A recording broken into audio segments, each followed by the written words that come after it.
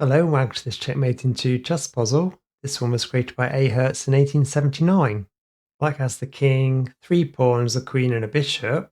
White has the king, 2 pawns, a pair of bishops and a pair of knights.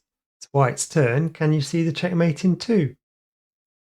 Moving your knight to d1 isn't a mate in 2, but it is a mate in 3 if the black queen takes your knight. You can then check the king with your bishop. After the king moves, you can then move your knight in for a checkmate in 3.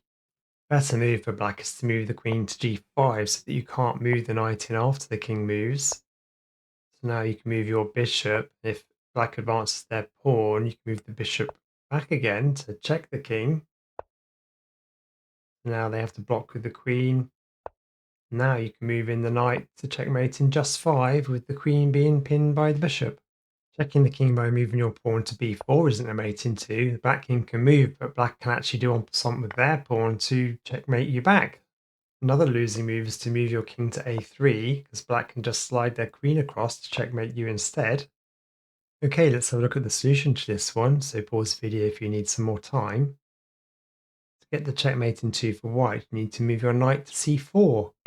If the pawn takes your knight, you can move your bishop to b6 to do the checkmate in 2. If black decides to move their king to a4, you can move your knight to c5 to do the checkmate in 2. Okay, that's the end of this video. Please like and subscribe, and I'll see you next time.